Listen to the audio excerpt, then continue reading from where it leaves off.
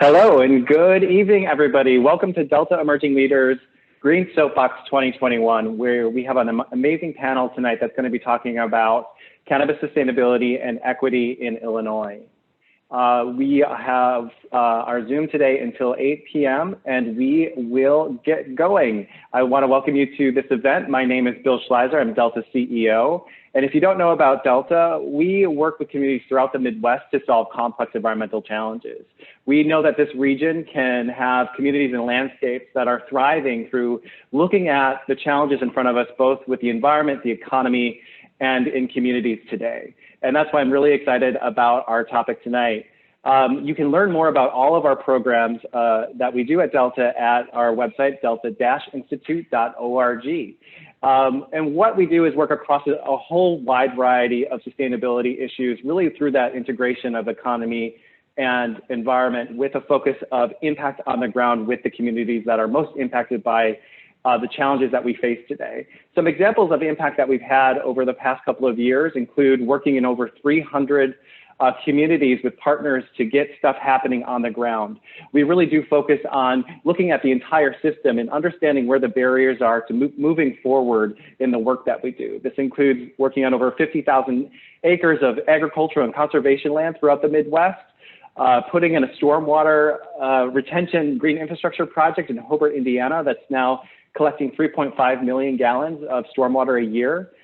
Creating job opportunities through waste revitalization and how we're getting materials out of the waste stream and into reutilization opportunities. You probably heard some things about the Blue Cart program here in Chicago this week, and Delta's involved with working with the city to figure out what's next to move waste forward in the city. Additionally, we work on creating ecosystems that actually work for both agriculture and for the environment, and that includes reducing sediment loading into Lake Michigan in a project that we have in West Central Michigan in the Muskegon area. And we also work in buildings, really figuring out how they could be more sustainable and saving money while they're doing it. And that includes LEED certification of over 20 million square feet of office space throughout the entire Chicago area. We're really proud of that. And that includes actually the Field Museum. So we have lots of work that we do, and it becomes possible to do that with support from folks like you, the community and individuals who really help give us the resources necessary to do this on-the-ground work in communities all throughout the Midwest. That includes your support tonight with a $10 suggested donation. Thank you for all of those that did that or more.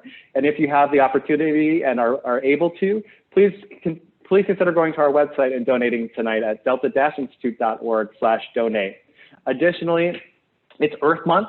Earth Day is coming up in a little bit, so if you want to help support all of the great sustainability we do and support the Earth, feel free to, give us a donation in the month of April. We're very excited about it. There's also some tax benefits, if you write that sort of stuff off. We have lots of information about that on our donate page. Additionally, tonight we have an amazing silent auction, and this is open for bidding until tomorrow at 6 p.m. or we'll be closing it down.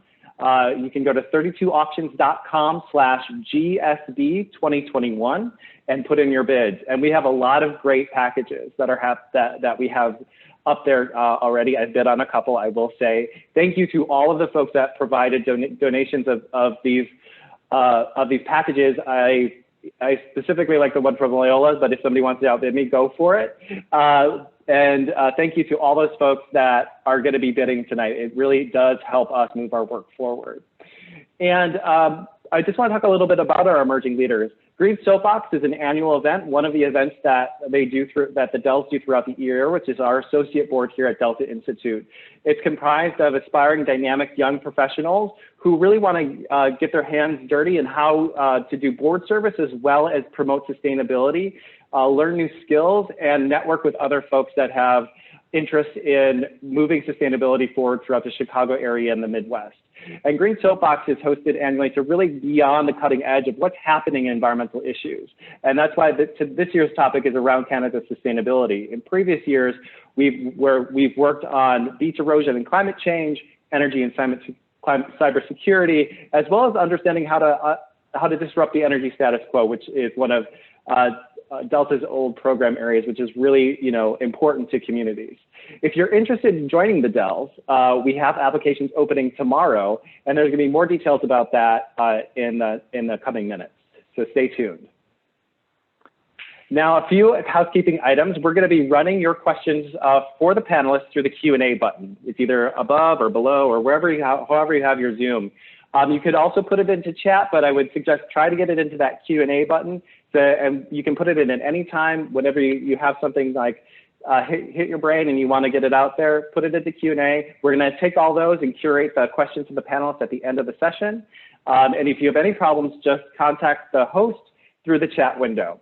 Additionally, if you want to look at this information again, or if there was something that you forgot that you want to reference, we're going to have it up on Delta's YouTube channel at the end of the week.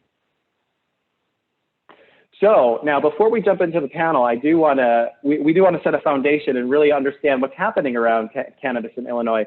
So I'm going to turn it over to Liz Alexander. I want to thank everybody who's participating, our panelists, and all of you that are attending tonight. Thank you so much for supporting Delta and the Dells.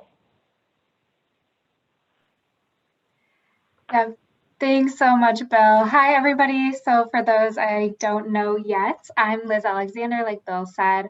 I'm part of the Dells on the Outreach Committee, so you might have received an email from me over the past month. So I'll be giving a quick overview of sustainability and equity in the cannabis space in Illinois.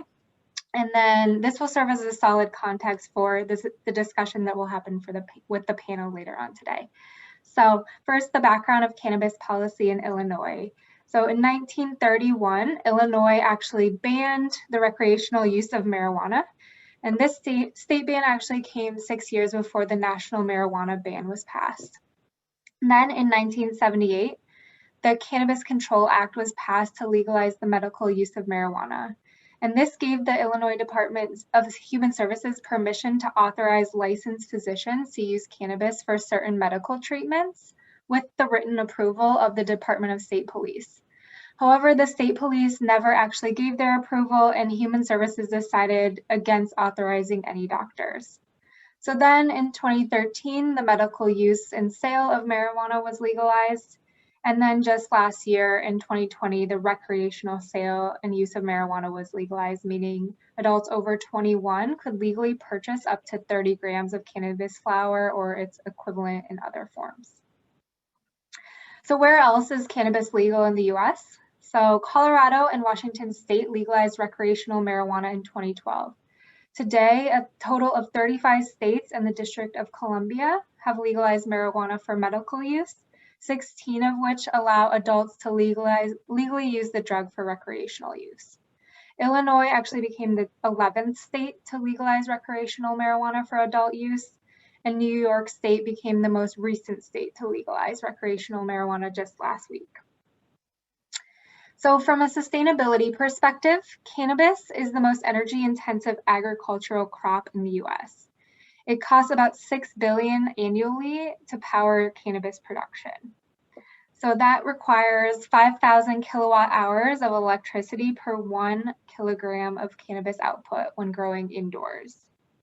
Conversely, growing outdoors would require about 1/100th of that electricity requirement, and growing in a greenhouse about 1/10 as much. So today in the US, about 63% of cannabis cultivation operations are completely inside. So just to put the energy intensivity into context, in Denver from 2013 to 2018, cannabis cultivation grew from 1% to 4% of Denver's total electricity consumption. So quite a bit. So just to offset some of the negative environmental impacts, Illinois has put in a few measures to address the concerns of the negative impacts of the industry on the environment.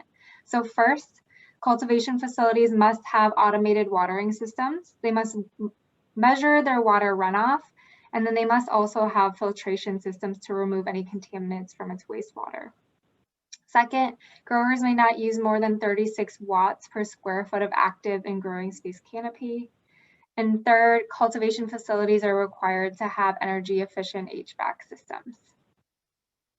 So some other negative environmental impacts aside from emissions are as follows. So on the water space, cannabis cultivation requires significant water use as well. This increases stress on existing water and wastewater treatment facilities and leads to indirect carbon emissions. And by Illinois law, cannabis cultivation is only allowed indoors. So like we talked about before, indoor facilities require an especially high amount of energy. And so this goes to powering grow lights, heating, and ventilation systems. And then finally, impacts on the air. Cannabis plants emit volatile organic compounds into the air, which have a negative impact on public health and the environment. And then before I hand it off, I wanted to talk a little bit about equity. So Illinois has a notorious history of racially targeting arrests for cannabis users. Before recreational use of marijuana was legalized, Black Illinoisans have been 7 times more likely than white people to be arrested for possession. The Cannabis Regulation and Tax Act, passed in 2020, was intended to counteract some of these historical injustices faced by people of color. The law has worked to counteract some of these legacy injustices, but many people of color are still awaiting licenses to sell marijuana in Illinois. There are also additional barriers right now, including the need to raise financial capital and extensive licensing processes. So applicants are spending upwards of $500,000 in pursuit of capital and up to $5 million on facility construction and utilities. So that's all from me. We have a great panel that will be discussing some of this. And before we get to that, though, we have a quick note from my fellow Dell, Natalie Sweater. So thank you, everybody. Thanks, Liz. Hi, everyone. My name is Natalie Sweater, and I'm currently the Outreach Chair for the Delta Emerging Leaders. We're going to make another quick plug for our recruitment. If you're interested in being part of the team that has put together tonight's event, I encourage you to apply to become a member of the Dells. We're excited to announce that our application opens tomorrow, April 7th, and closes on Friday, May 17th. You can visit our website, follow us on social media, or join one of our info sessions on April 15th or 17th to learn more about us and what we do. We hope to see your application and want to thank you again for joining our event tonight. I would now like to introduce our moderator for tonight's event, Ben Gelt. Ben is the chair of the Cannabis Certification Council, and I will let him tell you more about himself. Thank you so much, Natalie, and also to the Delta Institute for hosting this conversation with what I think is a really tremendous panel, and for just all the great work that you do on an ongoing basis, So my name is Ben Gelt. I'm the founder and chairperson of the Cannabis Certification Council. We are a national nonprofit focused on educating the industry and consumers about sustainable and quality practices. We produce an event called the Cannabis Sustainability Symposium. You can find us at cannabissustainability.org.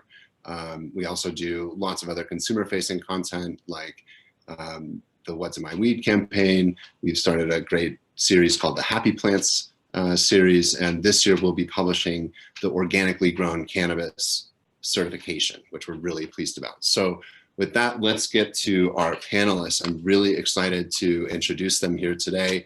I'm just going to run through them quickly, and then we'll, I think, dive into the questions. So if they want to come on, come on. First, I'm just going to go left to right across the screen. We have Phoebe DePree, CEO and co-founder of Goddess Growers. My friend Mila Marshall, principal owner, Herb and Planning Associates, and all-around badass and like water advocate, Sierra Club. She does so much stuff.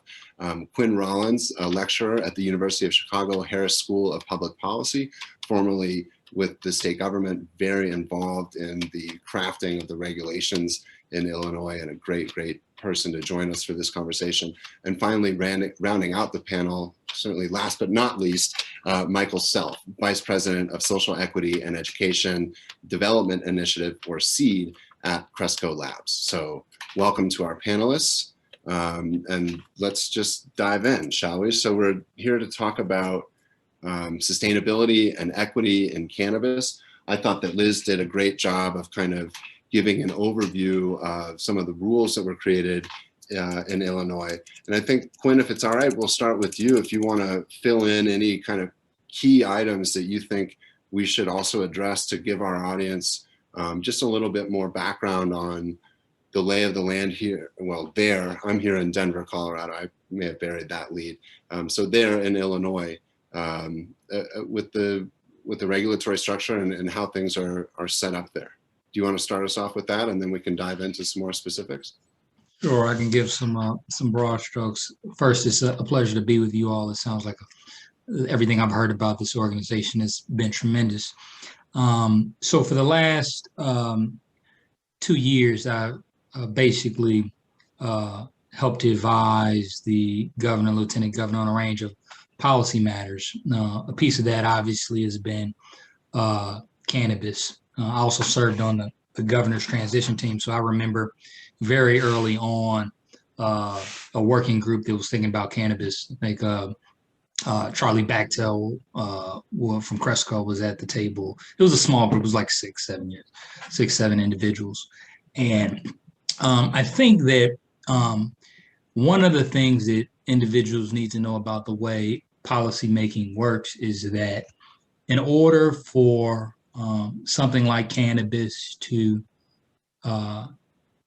be a top policy priority, it needs to be an argument that is one of the best in the country. Like no one puts their political capital on the line to say that they're repairing the broken windows in the house, simply. But it needs to be new windows to make the argument that we're doing something that is unique and different. And I think that is what people should know about the way cannabis has been constructed. And I'll talk about a few of the different elements that for me have been really groundbreaking. I know the challenges of trying to build a house, a house from nothing. Obviously, the biggest thing that folks often talk about is the licensing. And the reality is that if we talk about the nexus between the criminal justice system, folks who I know who spend a significant amount of time incarcerated, et cetera, they talk very, very little about the licenses. They talk about a whole host of things, and I want to give a broader picture of that. And the reality is there's very few people in prison who have been there just for a cannabis offense. Very, very few. It's much more complicated than that. And I think that is the largest spirit of what this does. So obviously, I'll just say a few things about the licensing. One is obviously that it's been very, very difficult. And as long as the process takes longer, those companies that are incumbents are going to have an edge. The second thing is, I think what I said, this is the first time the state has really done this, and we've missed the boat in many instances. It wasn't done with alcohol.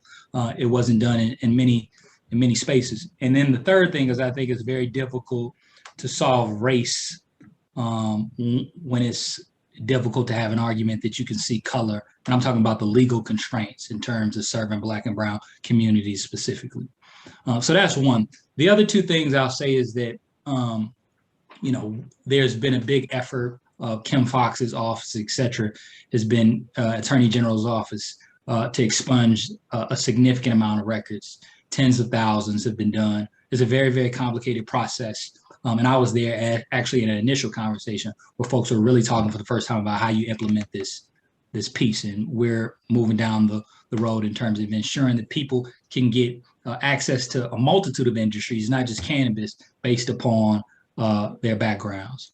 And then the third thing I'll say, and I've actually spent the most amount of time on this, is that 25% of the net revenue that comes into the state from cannabis goes into a program called the Restore, Renew, and Reinvest program. But this is what happens to the money once it comes in. And the beauty about this is that it can be used for essentially whatever communities want. And the problems in communities of color, Black and brown communities, are very, very complex. And the beauty about this is it's been vague enough, and I've worked on the implementation of that. It's been vague enough to fund economic development in a range of different ways, vague enough to fund youth development, vague enough to fund violence prevention, vague enough to fund reentry. So I think that anyone knows who passes any law, the more you get into details, the more difficult it is to get something across the finish line. And it started off vague, and we're going through the journey. The state is going through the journey of putting color to it, and it's not going to come without its challenges. Interesting.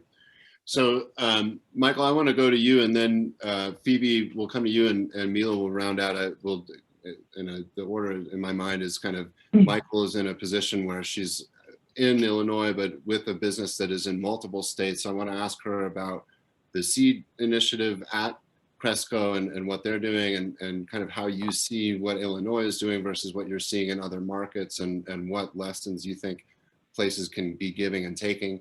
Then Phoebe will go to you and talk a little bit about the operator's perspective and what it's like to go through this process from your purview. And then Mila, come to you and talk about the community view and how this is really playing out on communities in the world.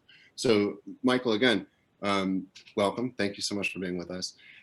Talk to us a little bit about seed, and talk to us about what you've done in Illinois and how you see the lay of the land there. And I think it would be great context for our audience to get some insight, if you can, on what you see in Illinois versus other markets, and pros and cons, and a little bit of that universal view for context. Well, thank you for having me. The seed initiative, I'll just get right into that. The seed initiative began at Cresco Labs in May of 2019 with great staff, really just trying to figure out what a multi-state operator or an MSO can do from a social equity perspective. And I joined the team in October of 2019, and we've worked since then to really look at what is our mission, and how do we define our scope, and how are we going to focus? There's so many things to focus on when we're talking about social equity and justice. What is going to be our specific focus? And so our mission is to create tangible pathways for people, businesses, and communities negatively impacted by the war on drugs. And we do that through 3 pillars. The first pillar is restorative justice, in which we focus on supporting or executing expungement programming. In Illinois, one of our larger partners is CGLA, or Cabrini Green Legal Aid. And so we've been working with them maybe close to a year now to support expungement services. And by that, I mean Cresco, or the Seed Initiative, pays for people to get their fingerprints, so then they can obtain their rap sheet by the state of Illinois. Then they take their rap sheet to CGLA, they work with the CGL lawyers, and start that process. With COVID and everything being backed up, having your record expunged is a long process. And then with COVID, that made it even longer. So there's a backlog of people waiting to have their cases reviewed. So we shifted that funding to paying for people to have their drug tests, for people who are already in the system. And this is one of the last steps that they need to have their record expunged. So that's specifically what we've done here in Illinois. And we've also worked with Prairie State Legal Services. We just sponsored an expungement event that they were having in Kankakee late last month. And then our community business incubator. That I think is what people really think about most, specifically in Illinois, when they hear the Seed Initiative, because that's been, as Quinn said, people want to know about licenses, and that's what the incubator is all about. And so what we did was we exposed social equity applicants to our legal team and to any other subject matter expert at Cresco that would help respond to the exhibits in the application. So our legal team facilitated a series of workshops and, broke the application down in different segments, explained the different components, connected each exhibit to the law, and also provided guidance on how to differentiate your application amongst the thousands of applications that the state was bound to receive.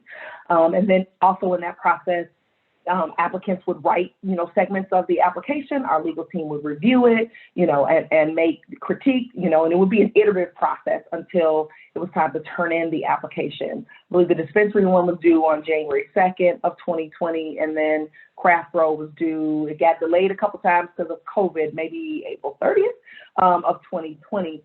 So we followed the same process with craft grow and dispensary. And we also provided a grant of $2,500 for each business that turned in an application. We learned a lot from that process. As I'm sure Phoebe will get into, is the challenges of writing a state application in a highly regulated industry like the cannabis industry. The application, as challenging as it is really the easy part. But at the same time, during that easy part, we noticed that social equity applicants are coming to the table, trying to learn about cannabis, the plant itself, to learn about cannabis businesses. What kinds of businesses would be available to them in Illinois? Are you going to be an infuser, transportation, craft grow, dispensary, all of those different things? And then also writing a business plan. What is going to be your business model? How is all of that going to look in a highly regulated industry? And then writing the application. And this is in a 6-week period. And so that is almost insurmountable, particularly if you don't have a couple $100,000 to hire somebody in Colorado to write your cannabis application for you, So we pivoted from that this year. Obviously, the state hasn't released any new applications, but we wanted to provide some prerequisites to the application. First of all, you need to know what you're getting into before you're ready to even sign up to say, okay, I'm ready to dig in and put all of my resources behind writing this application. So providing that education about the cannabis businesses and the plant and all of those things, so that you can come to the table and make an informed decision. Because I've heard so many horror stories, not just in Illinois, but in California, where social equity applicants are coming to the table and using their life savings, putting so much time and sacrificing so much to get into the industry to help create generational wealth and not being successful. And so we want to set people up for success as much as possible. So that's our incubator. Once licenses are awarded by the state, we will then take our incubator participants from license to operations, because we said that applications are the easy part, right? Now once you get a license, now the real work really, gets really serious. You got to talk about zoning, security, all of the things that you wrote about in your application. Now you need to make that happen. So that same exposure to Cresco lab subject matter experts in the incubator will do the same, although it'll be much more hands-on with phase 2 of our incubator process.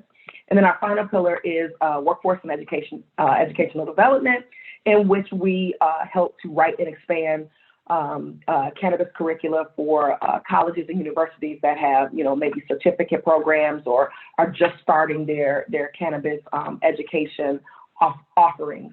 And then we also support workforce development organizations.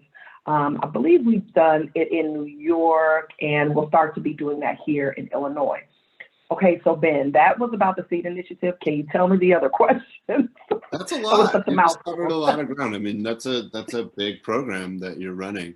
So, the other part of the question, which you touched on in the end, is if you can just give a little, apples and orange comparison of what you see transpiring in Illinois versus these other markets where you are also looking and participating and trying to run these programs. How are those jurisdictions, dealing with equity as compared to Illinois? I don't know if you want to do it on grades or, to me, I think everybody should get a little grace on this. So long as you're working on it, I think that's good. And we all need to get better. I'd say Illinois, I'm sure, has some things that didn't go perfectly. So yeah, I'm just curious what you see out there and how you stack it up. Well, I will say, I've done some research about the California market, and, I've read a lot of articles about, what was happening in LA. And this was before September, early September 2020, which is when the top scoring applicants here in Illinois were announced. And I'm reading these articles, and I'm reading, what has happened to people and these cautionary tales. And I'm like, oh, please don't let that happen in Illinois, because so many people are in position, aren't in a position to be successful and get a license in some of the cities in California. And then the other big difference between California and Illinois is that California social equity programs are based on cities. So LA has a social equity program, Fresno has a program, Oakland has one, San Francisco has one.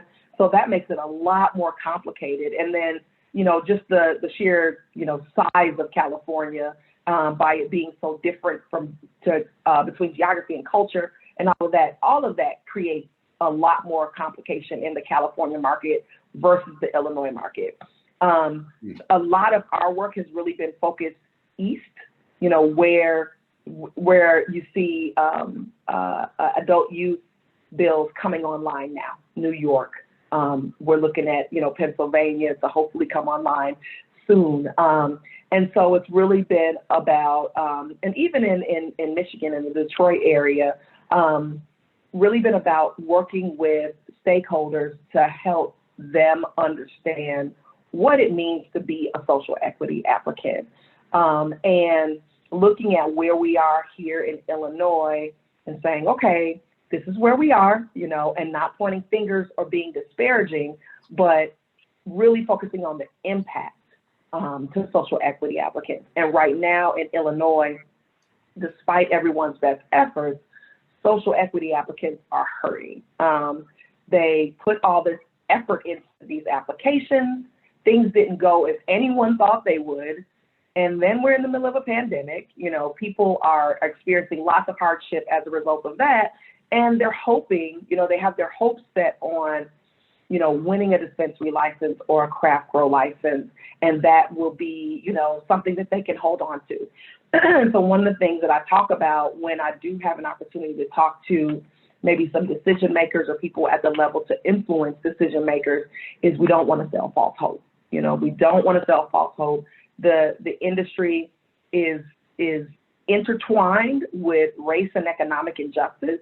And so if we don't get this right, it will be more of the same. It will be, this will be a story that's included, in all of the stories of where Black and brown people and other disenfranchised communities have thought that this was going to be an opportunity, and then it got snatched away from them. And like right now I'm thinking about Reconstruction after the Civil War, and, people that were enslaved were freed and everything was going good and they had their property. And, then all of this stuff happened to get the Confederate folks back into Congress. And then it was like, just kidding, we need to come get that property from you. So I'm talking about something that happened in the 1800s, but that generational trauma and those experiences are still exist in us today. We know what happened. So we don't want people feeling like that. And that's extreme, but it is, it's a legacy of injustice. No, I don't think it's extreme. I'll just plug quickly. One of the people that we've worked with for a few years now at the council is a wonderful woman named Dr. Rachel Knox, who's part of a great family, the Doctors Knox. And one of the things that she's talking about now in her work through the group called the Chem Alliance is decolonialization of medicine and of society. And I think what you're really talking about are these colonial effects that we're still feeling. I think for many people, some of these words can be a little triggering, or they're loaded words, but these are loaded issues. So it requires words that speak to what's really happening. So transitioning to Phoebe, Phoebe, you are one of these people that's out there trying to get this license and do the work and go through this process. So talk to us about what that's been like, what the cost is like. I mean, we had a great conversation on Monday. I think you had some wonderful points that would be highly relevant right now. So tell us about what you're doing and what it's been like from your perspective going through this process in Illinois. Yeah. Just as some context, so I'm a co-founder of Goddess Growers, and we're a minority-owned, women-owned, and operated craft grower based in Waukegan, Illinois. And I think our experience to date is very much what Mykel is talking about. It's been excruciating and emotional, both financially and other ways. But I also think that there's an important point to notice, when I lie awake at night worrying about the delays, and that's that there's a necessity for this time that it's taking because, and there's some irony there, you know, because as excruciating as it is, and as much as we hoped to have heard, you know, about licenses last July, I do wonder, would we have seen the degree of social equity that we're hoping for? You know, the state issued another round of deficiency notices a couple months ago, and that was an opportunity for social equity applicants to, you know, understand what measures needed attention on their application and potentially, you know, get some more points. So, you know, it's challenging, but, you know, some resilience gets you a long way. And Phoebe, if you can you illuminate, like, talk about the timing? I mean, you said, like, you're thinking about the delays, like, talk, you know, because what Mykel's talking about, and there was a great comment in the chat about some of the stuff in California where people are paying rent. You know, talk about those challenges a little bit more, and like what the gaps in timing mean, how committed you have to be, like what you have to show to the state, how much work are you doing just to get into the funnel, much less get out the end of it. Yeah. So, you know, initially we went into Waukegan, which, you know, it's a city that's certainly been disproportionately impacted by the war on drugs. And it was very important to us to locate a facility that was close to public transportation, because we didn't, you know, many facilities can be in the middle of nowhere, and that becomes a barrier to entry for employees to have a car. And then, you know, we started to talk to the alderman because we had to get our conditional use permit. And, you know, initially Waukegan, they voted to have cannabis, but I believe the mayor cast the winning vote. So, you know, we talked to all of the aldermen and explained that we want to grow a very clean product sustainably, and, you know, provide a lot of education about dosing. And our experience has been that, you know, people were supportive, and but it was a huge commitment because we located our warehouse. It was very challenging. There's a lot of details you have to, you know, once you find a warehouse that can be zoned for a grow, you have to make sure that the landlord doesn't have a mortgage that is a federal mortgage, because then, you know, they can't lease to a cannabis tenant. So there are a lot of considerations, but once we got around all of the considerations, located a facility, came up with an agreement. This was back in January or February.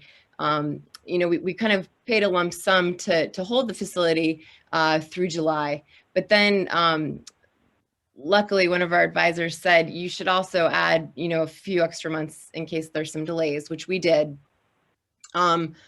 Our story is a little bit, you know, it's fraught with twists and turns, and we've pivoted and adjusted along the way. But partway through last year, in August, September, our facility came up for sale, and we were able to locate an investor to come in and purchase it with the promise that we can then either hopefully fill it with a license if we're blessed enough to receive one, or we'll locate another craft grower, a social equity applicant that needs property. So now the pressure is certainly on. We're waiting to see, and we will survive. You know, we'll pivot if we need to. If there are more delays, I'll find a tenant. We'll fill half the facility. There are some options, but, you know, I can't say that being resilient and flexible gets you a long way.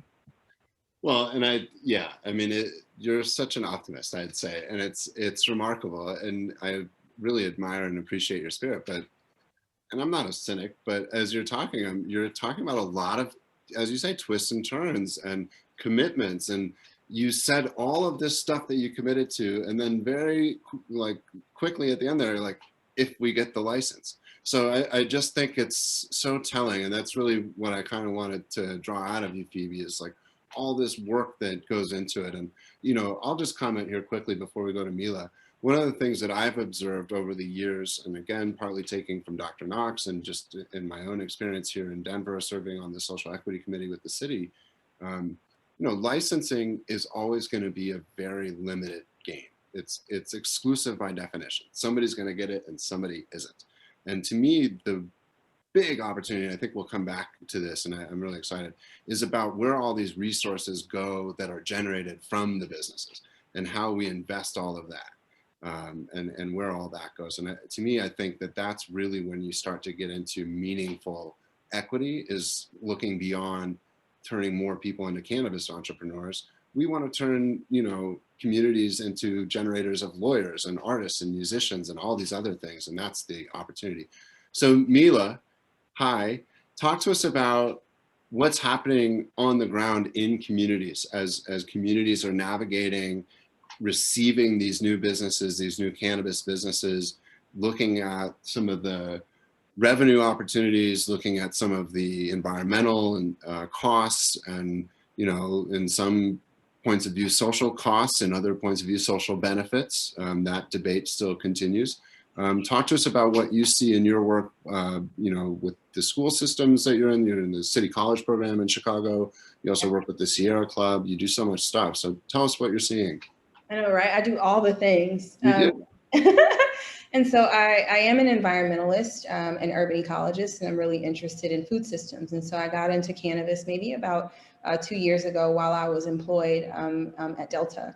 And at the time, I also was doing some consulting, helping translate the legislation to the public. And so it takes a lot for people from various backgrounds and understandings that know nothing, and create a process by which all of them leave very literate and confident to make decisions. So I'm very proud about that role in being a translator of the legislation, because some people missed some points of conflict for social equity. And so at the same time, we were drafting the environmental legislation with IEC, Illinois Environmental Council. And I just kind of raised my hand and politely lifted up that every kind of protection for the environment created a barrier for a Black or brown grower, because what we know is that environmental literacy and environmental knowledge is lower in certain communities in comparison to others. So in Black and brown communities, environmental literacy, environmental awareness, not necessarily, it's not that Blacks don't care about climate change or the environment. The way in which we're able to engage in that is just very different. Some of it depends on if you're a renter or an owner. Some of it depends on if you live close to the lake or far from the lake.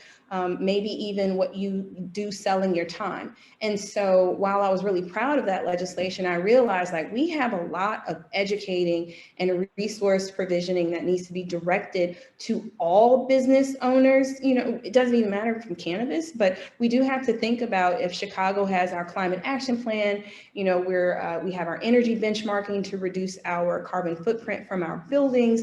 How are we having that conversation about energy efficiency and cannabis while highlighting the cost of energy for Black and brown communities? And so I approach it from an intersectional space. And what I'm seeing is that this is the first conversation that we're having, right? And so I'm excited for that, in that we're actually pushing we're broadening the conversation of equity to be inclusive of the environment.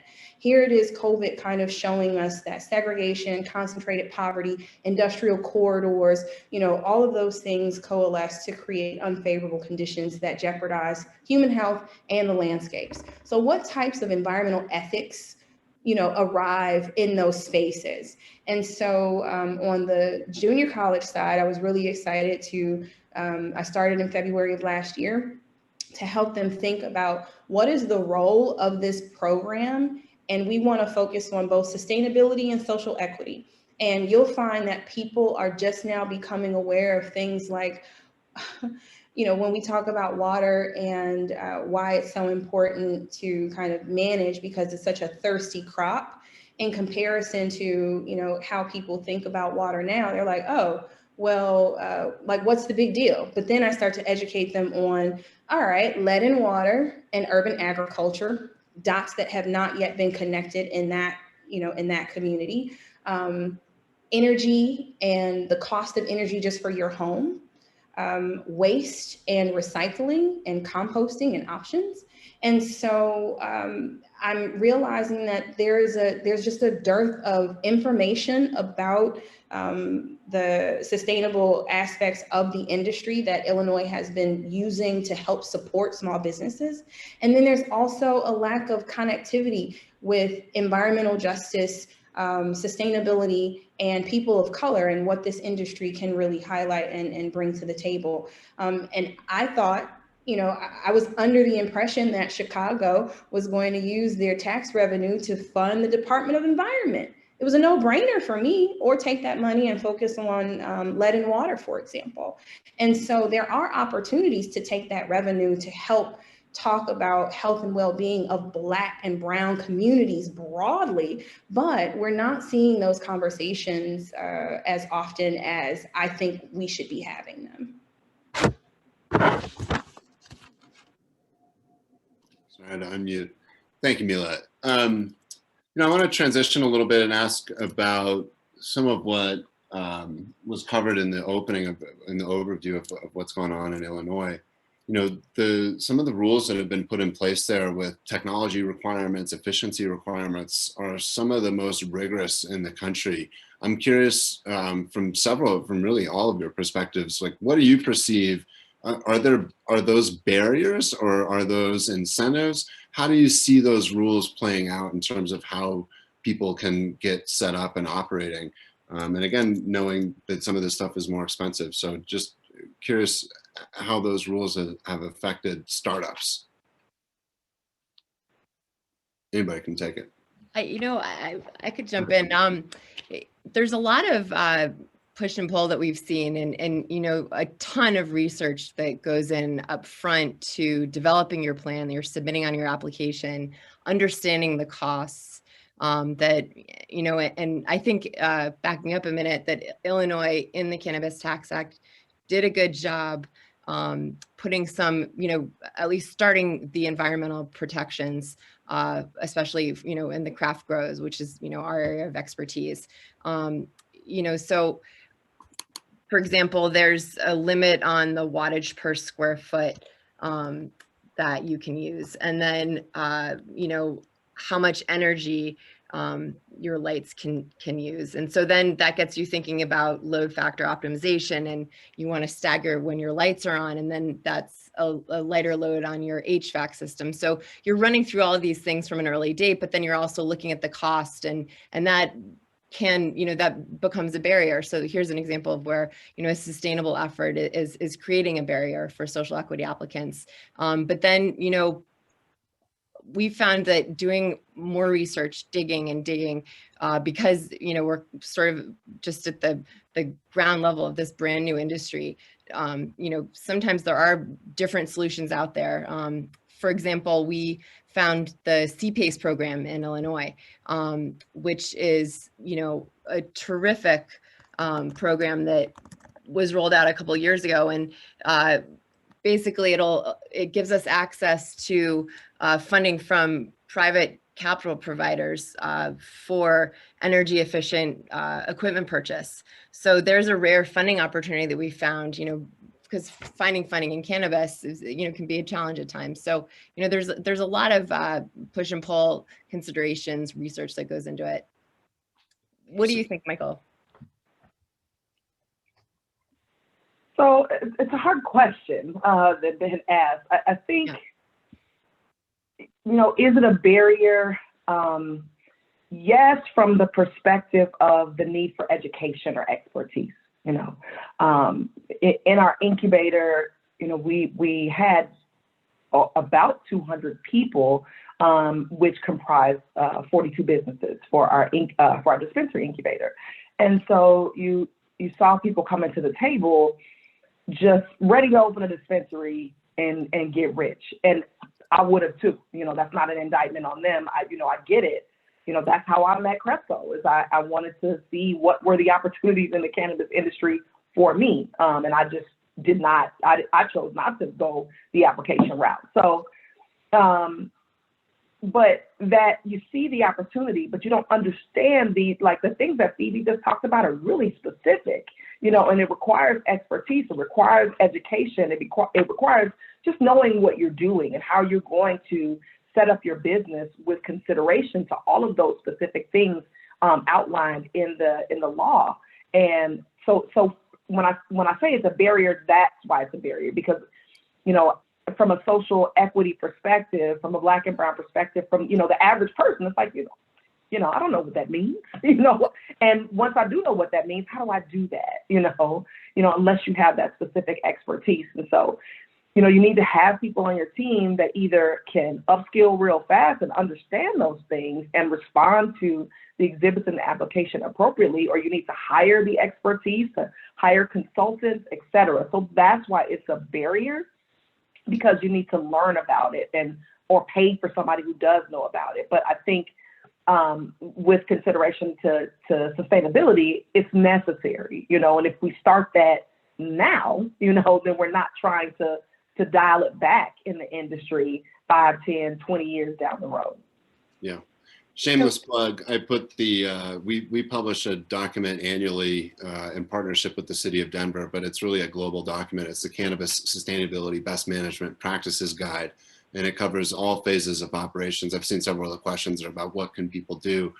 For operators, this is a very useful tool. It covers everything from seed to sale, literally. So all phases of cultivation, processing, retail, and everything in between. Really useful document. We'll be updating it again this year.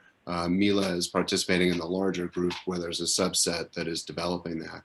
And Mykel, I think to your point, you know, the part of what I see in Illinois is that they've set a high bar and now people have to pass over it. So black, brown, green, yellow, but it doesn't matter. Like that expertise has to be pulled in to your operation to get there. Mila, did you want to weigh in?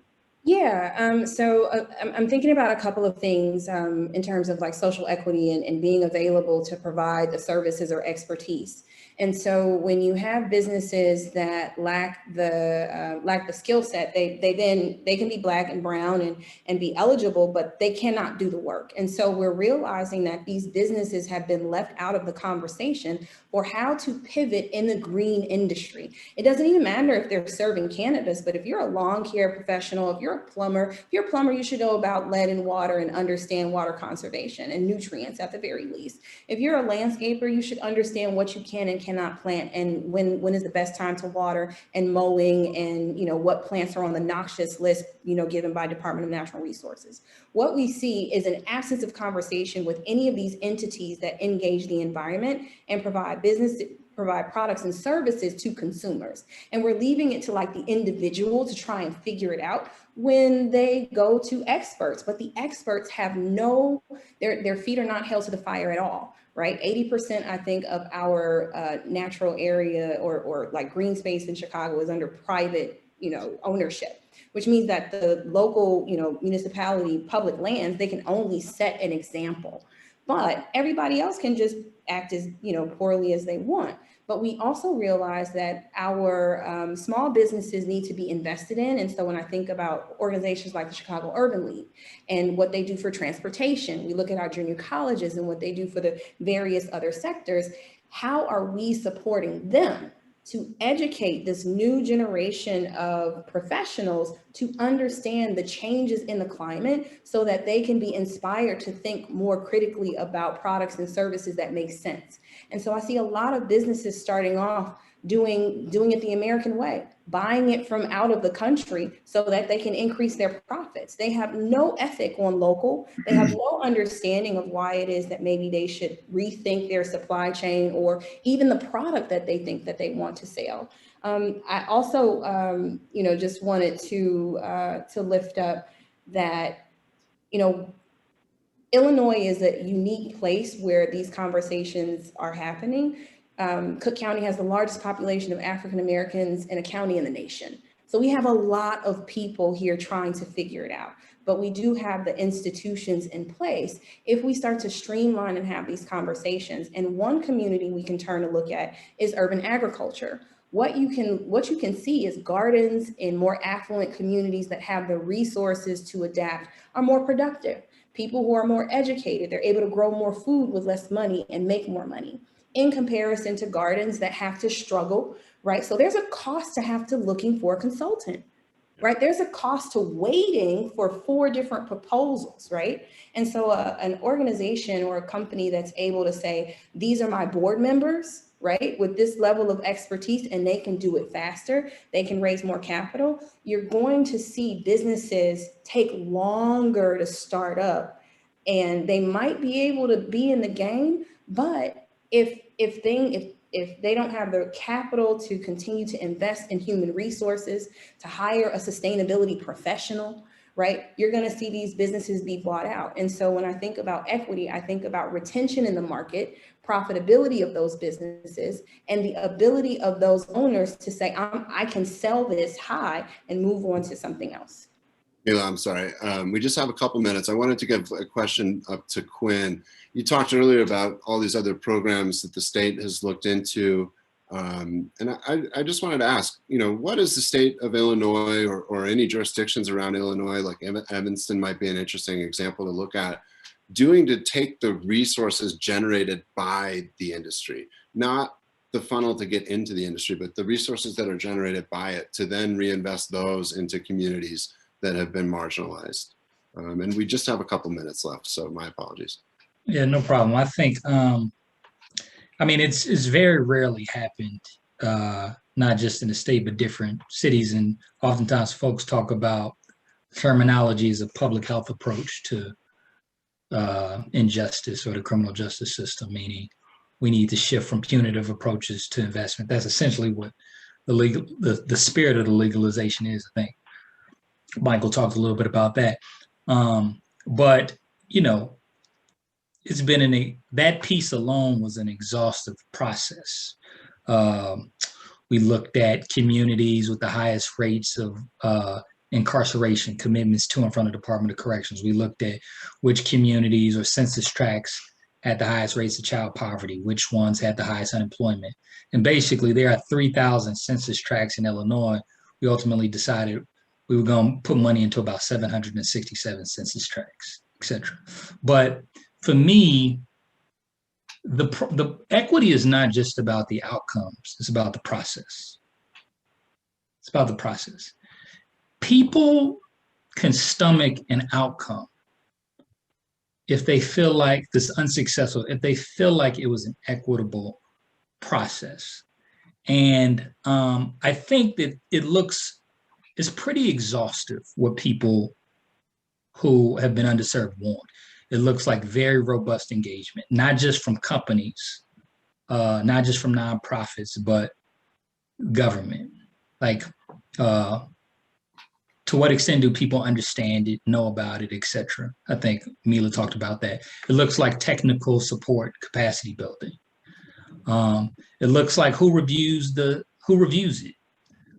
So with this funding, I basically had, it was more than 50% formerly incarcerated people reviewed it. It was extremely important to me. People were trained in like racial bias training, implicit bias training before they reviewed it. I found out the limitations in the statute and what I could do around ensuring that people of color and folks who came from community were a part of that. So that, because for me, what we've talked about is people understanding the process from an external point of view. What if they were actually reviewers of the process? They would say, oh, I get it now. These are why these applicants are successful and not. So how authentic and transparent does government want to be with communities? Because there's people who review the applications all the time.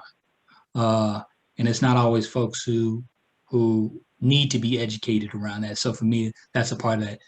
And then the last thing I'll say is just about, I'm just thinking about your point about the strict requirements in terms of the rules. I just want to say some broad things. One is that most ideas around legislation, it's not as if legislators or staff are writing legislation in the middle of the night from scratch. That's not what's happening. That's not what's happening. Most of it is imported. There are pieces of the cannabis legislation that I was a part of writing almost 2 years before it passed. It was for something else, and it got used for this. So that's the other thing. I think that the other pieces are also that people anticipate that the most important thing is passing the bill, getting it passed. What can you stomach getting passed? And everyone who is at the decision-making table is automatically thinking about trailer bills. Everybody. That's not what the public would know what it meant. They think that's it. So it's multiple times to be a part of the negotiating table. And the last thing I say is this piece about the negotiating table. I often think about who's the ideal person that needs to benefit from it. Like when this was created, who is the person? And that needs to be tested at every juncture, whether or not it's the licensing, expungement, et cetera. Who is the average regular person? And think about all the challenges that they're going to go through. Right. That may be Phoebe, it may be somebody else. But if you can develop a process that makes that person feel like this was an equitable process, you can withstand that. I think that makes a lot of sense. You know, something that was just said to me about equity oversight and how that works is, you know, it's obviously really important to report and track and then optimize, right? And so to your point, you got to do your best when you set the rules, and then you got to track how it goes. And then if it's working, great. And if it's not, you know, do better. So I just want to clarify for the audience now, we're entering into the last 27 minutes now, and we're going to do Q&A. So if you have questions for our wonderful panelists, please keep them coming. There's several that are open. I think there are a few in the chat. So I'm just going to kind of take them off of the chat. And I'll just open these up to all the panelists, and I'll weigh in if I have a thought on any of them. So we'll start with Jada's question, which is, I think, a good one for this audience. How can the average person contribute to or practice sustainability in the cannabis industry? So from each of your kind of perspectives, looking at your piece of the elephant, what would you tell your neighbor, your mother, your dad, or your brother or sister? What can they do to support sustainable practices in cannabis today? And I'll pick on people for this one. So Mykel, you're in my top left corner, so I'm picking on you first. Somehow I knew that was going to happen when I looked on your face. Phoebe and Mila have such much better answers than I do. I would just say, the biggest thing that people can do is educate themselves right now. You need the education. Mila talked a lot about, us not knowing, we need to know what it means to have a sustainable cannabis industry and know how to achieve that.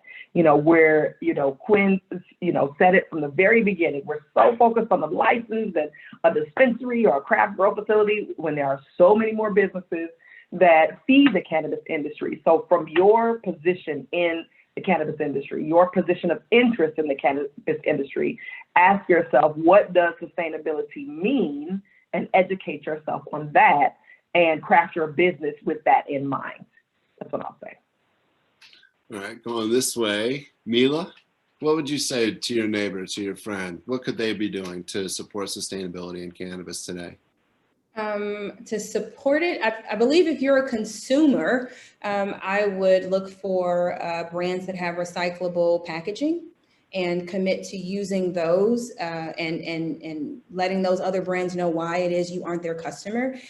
We do kind of communicate with our dollar, but then you also, when you are a consumer, you can tell people, this is why I love you, you can do more, or this is why I don't shop with you and you can have me if you had better practices. And I think the other is to do your homework, like look around for brands that are environmentally friendly, understand what that means to you, understand what local means to you, allow those insights to influence all of your purchasing, not just in cannabis. And if you're a roller, if you like flower, you can use rice, hemp, or palm paper. So there are environmentally friendly alternatives to blunts and things like that. But then also be ready to maybe pay a higher price point or possibly hit a one-hitter. Phoebe, and then Quinn will snake down to you, sir. But Phoebe. I think following on what Mila said, I really do some research in the companies that, in the brands. Are they advertising that they're using electric cars for their transporters? Are they using alternative forms of energy like solar and natural gas? You can read, on your company's website that, you know, of the brand that you're considering purchasing? And is it a certified good manufacturing facility? I think, you know, moving forward, this is a little bit sustainability and a little bit food safety, but it will be key to have facilities that, you know, are food grade. So that would be, you know, a few tokens I'd look into. That's a good one. Quinn, what would you say to your friends and neighbors? This is a complicated thing for me. You know, it's newer that I've been thinking about the sustainability piece. But part of that is I think that hasn't been a strong talking point from the powers that be. And they're probably strategic communication choices in terms of priorities. But I think that I don't think that when residents, every time someone talks to me about cannabis, it's about licensing. That's it. Yeah. And I think that, you know, part of this conversation is we're talking about the complexities, and it's so much more, it's so much bigger. But I think that everything with policy starts with communications. It's the most important thing. So I would say that.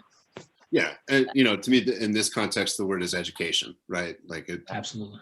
Well, and that's a great point too. You know, moving forward, the Tax Act does a great job talking about how the Department of Public Health will interface with the Department of Agriculture. But moving forward, I wonder, and I'm sure conversations are already being had, but I wonder what Quinn thinks about, you know, some programming coming from the Illinois EPA to provide, you know, some guidance for the craft grower awardees, the social equity applicants, you know, to guide them so they can understand, educate, and use sustainable solutions. You know, I'll add here from a consumer perspective, I think it's really difficult.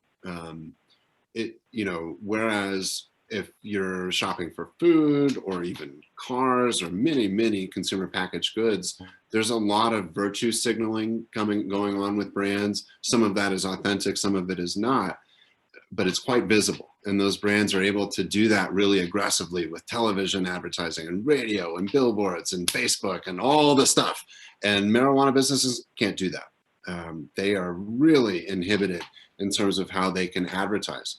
The other thing with cannabis that I think is a little bit different than most other consumer packaged goods is because of federal prohibition, you don't have universal standards or universal trust seals. So a trust seal would be something like the USDA organic sticker. So shameless plug, the council is developing the organically grown cannabis certification to start to address that. There are several dozen process validations, certifications, trust seals that are out there in the global cannabis marketplace. We don't believe that there's currently any one single label that is universally identifiable enough to add value, whether that's adding a premium at the market or simply adding more volume of sales, because we know by going to the supermarket or any other place where they sell food that the demand for organic production is through the roof. It actually outpaces supply. So I think for consumers, the word is education. I think attending events like these, pressing the businesses that you visit and asking them about what do you do with all of this plastic waste? Because most states require child-resistant packaging on all the products, and that creates massive plastic waste streams. A lot of states also require what's called rendering unrecognizable all of the what's called organic waste that comes out of cultivation facilities. So in Colorado, I'm very proud to have participated in a rulemaking panel that eliminated the render unrecognizable requirements and eliminated a significant amount of waste going from cultivations to landfills. Now that's low-hanging fruit. I think child-resistant packaging is another one where states, jurisdictions need to start looking at eliminating the child-resistant requirement for non-activated product. So that would be flour and vape cartridges. Those things a toddler or an animal could eat as much as you could fathom. They would have no psychoactive effect. They would have a tummy ache for sure, but it would not mess with their brain development, which is what we are legitimately worried about. So I know this is a little bit of a speech, so I'll stop. Go to the next question. Next question is similar. So skip down to this one, possibly for Quinn. How is the state working to represent BIPOC communities in the cannabis licensing industry? This is right for you. So let's not bury the lead here, right? Like Illinois has done all of this work, and today there are 0, right, Black license holders in the state. So what are you seeing? I mean, obviously some of the intended effect hasn't happened.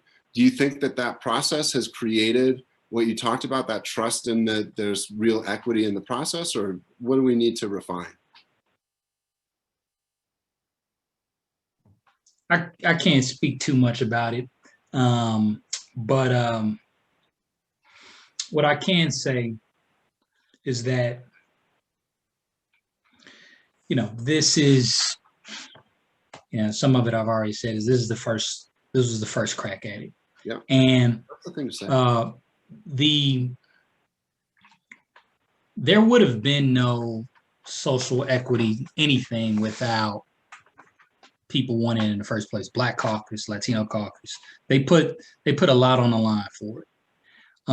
And there are, I think that there's a significant amount of people of color working on it, who have some real interest in making sure it's successful, or working behind the scenes trying to figure out how it's done. But I can't speak too much publicly about it. Quinn, I think, fair enough. It's a challenging issue. And, I think what you said earlier about what the process looks like, I mean, knowing that you were involved in crafting that process, knowing that just that type of voice was in the room speaks volumes to me as someone who's watched this unfold in a lot of jurisdictions here at home in Colorado and around the country. Mykel, do you want to speak to that at all? I know it's a bit of a loaded question, but I think it's fair enough. Or Mila, or Phoebe, I don't mean to, anybody who wants to take a whack at it. Go ahead, Mila. Yeah. Michael's like, no. So Ben and I have talked about this often, and this might answer the question, but not. And so before I talk, can you repeat the question? Sure. I mean, the question is, what is the state doing to represent BIPOC communities in the cannabis licensing industry? Like what is the state doing to really ensure that licenses go to these applicants? Okay, so I'm not a part of a state agency, and I will not, I can't really speak to that, but I would like to highlight some of the barriers or intersecting barriers that makes it difficult for business ownership for Black and brown people in Illinois. And so one thing that I think people are missing is that this was an inequitable economy before cannabis emerged, right? And it's growing up in an inequitable landscape. And so if you think about Chicago, banks loan 13 cents to the dollar, 13 cents for Black communities to every dollar in a white community. Now, 47% of African Americans in the nation are unbanked or underbanked, right? And so we have these real realities as far as financing. Not only that, but mortgages. I want to say in Chicago, it was a statistic that came out that banks had lent more money to one white community than all of the Black communities combined, right? And so while cannabis is here trying to make itself available, for inclusiveness, there are these other sectors that are not being held accountable for being barriers to business ownership that I think that we need to keep pressing. So that Safe Banking Act, I'm cool with it, but what relationships have MSOs created with Black, brown banks and credit unions right now? We're seeing that we have an opportunity to move finances in a way that benefits people who aren't interested in cannabis, but just want to put a roof on their home and increase the equity in their home, because that is the way that wealth is built in America. And so I see cannabis and business ownership and license, people getting licenses as a way to shine a light on all of these other areas that need to open up in order for those resources to flow a little bit more fluidly. Good answer. Phoebe, I want to throw another one of these questions at you. From your perspective as a potential operator, what are some of the best strategies that you think the state could be taking to encourage sustainable practices and make them more accessible to all, size and scale of operators? Yeah, I think, just going back to what I was talking about before, you know, I think there was a real opportunity here for the Department of Agriculture to work with the Illinois EPA. And as I said, I'm sure there's lots going on behind the scenes to provide some programming and guidance for this brand new industry, you know, geared specifically towards cannabis. Specifically, you know, we're working with a alternative energy consultant that I found through the Cannabis Business Association of Illinois Minority Business Associates program he presented. And I found him sort of serendipitously, but, you know, providing some access to resources like, you know, Verity Solutions that can come in and help you understand the federal credits, the state credits that are available to you to purchase a solar array. That would be hugely helpful. Mykel, do you have any thoughts there of things that you'd like to see from your perspective the state prioritize? That's a good question. What would I like the state to prioritize? You know what? I think, you know, along the lines of what Mila said, you know, so I started in the cannabis industry right before or right as the applications for dispensaries came out for social equity applicants. And I felt like I was struck because I felt like the environment was like, cannabis is the panacea for all injustice, you know, and it's clearly not, you know, as we've all outlined here. And so I'd like to see the state focus on, you know, how to create more equitable systems as a whole, because, you know, we have cannabis like kind of thrown in here, and it's the exciting thing, the sexy thing that everyone is paying attention to right now. But there's so many other things going on around us that compound the challenges to equity in the cannabis industry. So, yeah, I mean, I would like to have just not just the state of Illinois, but just our world, you know, to really focus on injustice and, you know, inequity, and focus on how we can alleviate that in a very real way. And so, and I don't want to say that I think the state is not focusing on that or is not doing that. We're not but I think there's always more we can do, right? There's always more people we can listen to. There's always, when you think you've heard everybody's perspective and you reach saturation, it's always somebody else is like, but what about this? You know, so I want us to all, you know, do our best. You know, when you know better, you do better. You know, and that's what Maya Angelou says. And so I want all of our systems to do that, and us as individuals to do that. I think that's right, Mykel, and thank you for that answer. I'm going to stay with you because this question I think is going to be easiest answered by you from Nefer.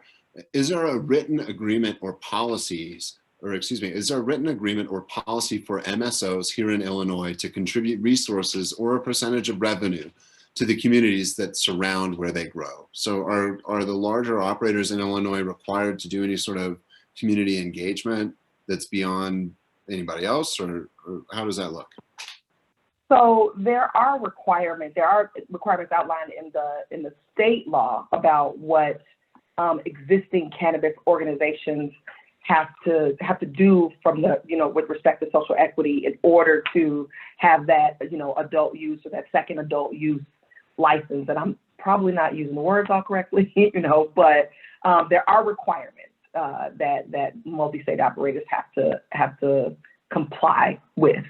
And then in addition to that, you know, I can speak for Cresco in that there are commitments that we make to the communities, and we have to honor those commitments. And so I think, you know, I don't want to get into all of those specifics because I'm not sure what my boundaries are, but you know, what's outlined in the state is a matter of public record. You have to, you know, agree to mentorship, sponsorship, or an incubator program, you know, right, you know, submit your, you know, diversity numbers to the state, you know, for your organization. But yeah, you know, certainly Cresco makes So we have our legal requirements and we abide by those. But that's just the baseline, that's just the minimum. And so when we think about, the incubator, we're required to incubate one business per license. So, and I mentioned earlier, just in the dispensary round, we had 42 businesses. We don't have 42 licenses, so we want to follow the baseline and do more. And that's where those commitments to the communities come in. Interesting. Thank you for that answer. Switching gears and staying with the Q&A questions, an anonymous attendee, so I cannot attribute, said, I love Mila's comments about equipping the next generation to be able to access the industry. Can you talk about, Mila, what are some ways that we can open dialogue with the next generation about future careers in sustainability or cannabis? What pathways do you see for people to come into those two very white industries, the kind of sustainability movement and the cannabis industry? I don't mean to laugh, but in my head, I was like, what isn't a white industry? Right? When you said two, and I was like, aren't they all? Like, no, and I mean, and that's just the reality of it, is that we have to reflect on, there's not a lot of diversity in the environment. There's not a lot of diversity in policy. There's not a lot of diversity in education, in higher education. There's an absence of us that came from, the legacy of racism and segregation and exclusion. And we're seeing how challenging it is to now bring us back together so that everybody can win. Now, bringing us along is a win for everyone. And so when I think about the opportunities, the first thing I'm going to put on my Sierra Club hat, it is a shame that we don't teach natural history in our educational system. So think about how people do not know where their water comes from. They don't know about their state. They don't know about their soil. They don't understand, the agricultural economy. They don't get the tension between downstate and Chicago because they're not aware. I've asked people, how many Black cities do you think are in Chicago, in the state? And they were like 5. And I'm like, it's well over 30, right? People do not understand the environment. And so that's my first kind of push. If I ever get to advance that legislation, I will, because that means that business creators have that same mentality on protecting the environment as a means to get to profitability. Taking advantage of the resources that are available through nonprofits. So whether that's the Sierra Club, Blacks in Green, there's environmentalists of color. There are opportunities if you are a business owner right now, maybe not in cannabis, and you're thinking like, I don't know what to do as far as sustainability. There are also consultants like the Delta Institute, Alliance for the Great Lakes that hosts workshops. So the next generation, like, we don't need more ecologists. I was told we need people that understand ecology. We need everybody to understand how the environment influences their industry, because nobody can escape it at this point. And so I think it needs to be redundant.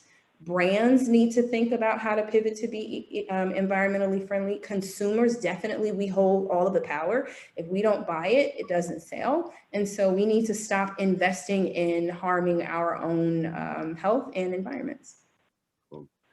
All right, you guys, this has been a great conversation. I just can't thank you all enough. So Mykel Selph from Cresco and Seed, Phoebe DePree from Goddess Growers, Mila Marshall from like everything that's cool and badass in Chicago, and Quinn Rallins from the University of Chicago. If you need a policy man in Illinois, I think Quinn is your guy. If you need an incubator, if you're looking for how to get turned on in Illinois, reach out to Mykel. If you're looking to get some really good weed in the future, hit up Phoebe. And if you're trying to understand what's going on with water in Chicago and the greater Chicagoland area in Illinois, reach out to Mila.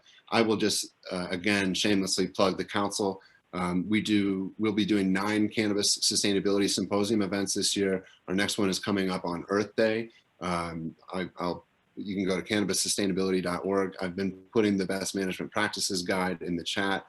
Please seek us out. We have lots of great consumer-facing content in addition to industry information. So big thank you again to the panelists. You guys, it's amazing to connect with each of you and to just listen to you all share your experience. So thank you so much. Of course, we all should be thanking Delta Institute for bringing us together onto this platform and for giving us this opportunity to talk about this stuff and share with your audience, and there is Bill Schleiser. Bill, thank you so much for having us. It's really a pleasure, and thank you for your great work.